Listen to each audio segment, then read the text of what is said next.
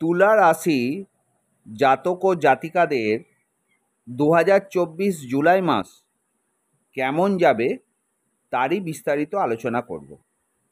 আর আপনারা যদি আমার চ্যানেলে প্রথম হয়ে থাকেন তাহলে সাবস্ক্রাইব বটনটি প্রেস করে দেবেন আর বেল আইকনটি প্রেস করে দেবেন, যাতে আগামী দিনে নতুন কোনো ভিডিও ছাড়লে প্রথম নোটিফিকেশানটি আপনার কাছে পৌঁছে যায়।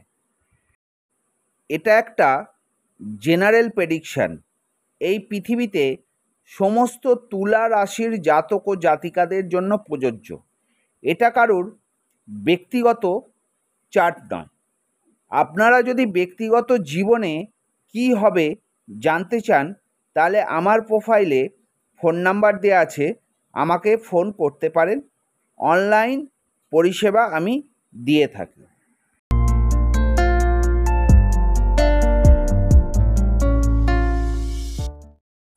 প্রথমে আমি বলি গ্রহদের অবস্থান। মঙ্গল আপনাদের 7th হাউসে আছে। 12ই জুলাই আপনাদের 8th হাউসে চলে যাবে। বৃহস্পতি আপনাদের 8th হাউসেই বসে আছে। রবি 16ই জুলাই 9th হাউস ছেড়ে আপনাদের 10th হাউসে প্রবেশ করবে। শুক্র 7ই জুলাই আপনাদের 9th হাউস ছেড়ে 10th হাউসে প্রবেশ করবে। আর বুধ 10th হাউসেই বর্তমান। 19শে জুলাই আপনাদের 11th হাউসে বুধ চলে আসবে। তাহলে আপনাদের 10th হাউসে রবি ও বুধের 4 দিনের জন্য একটা বুধাদিত্য যোগ তৈরি হচ্ছে। রাহু আপনাদের 6th হাউসে বসে আছে। কেতু আপনাদের 12th হাউসে বসে আছে। আর শনিদেব আপনাদের 5th হাউসে বসে বক্রী হয়ে আছে 30শে জুন থেকে। প্রথমে বলি আপনাদের স্বাস্থ্য কেমন থাকবে। আপনাদের স্বাস্থ্যের যে গ্রহ ইন্ডিকেট করে আপনাদের স্বাস্থ্যকে, সেটা হচ্ছে শুক্র। 7 তারিখ চন্দ্রের ঘরে প্রবেশ করবে। যেহেতু চন্দ্র ও শুক্র মিত্র গ্রহ নয়, তাই জুলাই মাসের 7 তারিখের পর আপনার স্বাস্থ্যের দিক থেকে ছোটোখাটো প্রবলেম দেখা দেবে।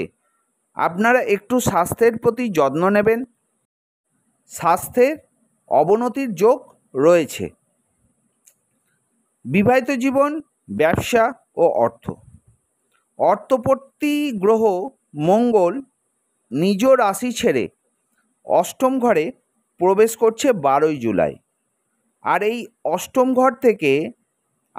অষ্টম ঘরকে জ্যোতিষশাস্ত্রে খারাপ ঘর হিসাবে বিবেচিত করা হয়।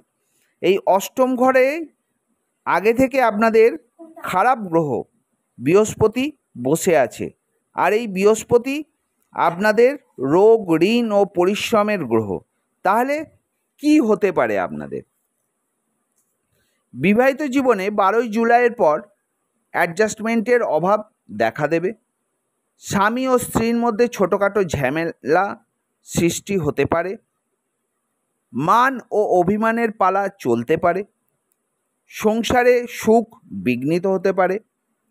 নতুন যারা বিবাহ করতে চাইছেন সময়টা ভালো নয়। ব্যবসা কেমন যাবে? 12ই জুলাইয়ের পর ব্যবসার অবনতি হবে। ঠিকভাবে ব্যবসায় উন্নতি হবে না। মার্কেটে আপনার টাকা আটকে যেতে পারে। 12 তারিখের পর নতুন করে ব্যবসায় বা যে কোনো জায়গায় ইনভেস্ট করবেন না, কারণ সময়টা ভালো নয়। কর্ম ও আয়, অর্থের ব্যয় বেশি হবে যে কারণেই হোক না কেন। আপনাদের আয়ের অধিপতি গ্রহ রবি আপনাদের ভাগ্যের স্থানে বসে আছে। 16ই জুলাই কর্মের ঘরে এসে বসবে। তাহলে আপনারা কর্মের দ্বারা ও ভাগ্যের দ্বারা আয় করবেন, কিন্তু অর্থ সেভিংস করতে পারবেন না। কোনো না কোনো কারণে ব্যয় হবে। আপনার কর্মের ঘরে রবি ও বুধের বুধাদিত্য যোগ তৈরি হচ্ছে 4টে দিনের জন্য। আপনাদের আয়, উন্নতি, সফলতার অধিপতি গ্রহ রবি 16ই জুলাই ভাগ্যের ঘর থেকে কর্মের ঘরে এসে বসবে। আর ভাগ্যের অধিপতি বুধ কর্মের ঘরে অবস্থান করছে। বুধ 19শে জুলাই আয়, উন্নতি ও সফলতার ঘরে এসে বসবে। তাহলে কি হবে? কর্মে সফলতা পাবেন, নতুন কর্মের যোগ রয়েছে, অফিসে আপনার সুনাম বৃদ্ধি হবে, তার সঙ্গে আয় ও উন্নতি হবে, মানে আপনার পদোন্নতি হতে পারে, স্যালারি বাড়তে পারে। 7ই জুলাইয়ের পর ভাগ্য আপনার সঙ্গ দেবে। বাড়িতে কোনো অনুষ্ঠান ও পুজো করতে পারেন, যে কোনো জায়গায় ভ্রমণ করতে পারেন। এবার বলি সম্পত্তি। সম্পত্তির জায়গাটাও শুভ, কারণ সম্পত্তির অধিপতি গ্রহ রবি ভাগ্যের স্থানে অবস্থান করছে। 16ই জুলাইয়ের পর কর্মের স্থানে অবস্থান করবে। ফলে যারা জমি, বাড়ি ও গাড়ি ক্রয় করতে চাইছেন, আপনাদের মনের আশা পূর্ণ হবে। উত্তরাধিকার সূত্রে আপনারা সম্পত্তি পেতে পারেন। যারা সম্পত্তি নিয়ে কোনো ঝামেলায় জড়িয়ে আছেন, তার থেকেও মুক্তি পাবেন। এবার বলি আপনাদের সন্তান, বিদ্যা, প্রেম, সুখস্থান ও মাতৃভাবের অধিপতি গ্রহ শনিদেব 30শে জুন বক্রী হয়েছেন। তাহলে কি ফল দিতে পারে? সন্তানের স্বাস্থ্য নিয়ে চিন্তিত থাকবেন। শনিদেব 30শে জুন বক্রী হয়েছেন, 15ই নভেম্বর পর্যন্ত বক্রী থাকবেন। তাই যারা সন্তান নিতে চাইছেন, 15ই নভেম্বর পর্যন্ত সময়টা ভালো না, তবে চেষ্টা করতে কোনো ক্ষতি নেই। যারা বিদ্যার্থী, পড়াশোনায় বেশি করে মনোযোগ দিতে হবে। যেসব জাতক ও জাতিকারা কোনো জায়গায় অ্যাডমিশন নিতে চাইছেন, দেখে শুনে বুঝে অ্যাডমিশন নেবেন, ভুল হয়ে যেতে পারে। যারা চাকরির পরীক্ষা দিচ্ছেন, এখন কোনো সফলতার যোগ নেই, তবুও চেষ্টা করতে ক্ষতি নেই, আর চেষ্টার বিকল্প কিছু নেই।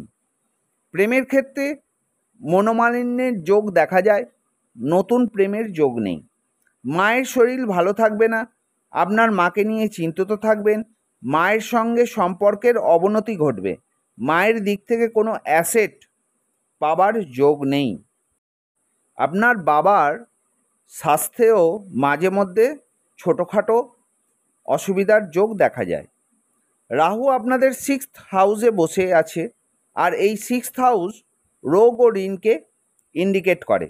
রাহু আপনাদের ব্যয়ের ঘরে দৃষ্টি দিচ্ছে, তাই রোগ ও ঋণ থেকে সাবধান। রোগ ও ঋণ থেকে ব্যয়ের যোগ বর্তমান। ভালো লাগলে সাবস্ক্রাইব করতে ভুলবেন না। সব শেষে বলি, ভালো থাকবেন, সুস্থ থাকবেন, সাবধানে থাকবেন।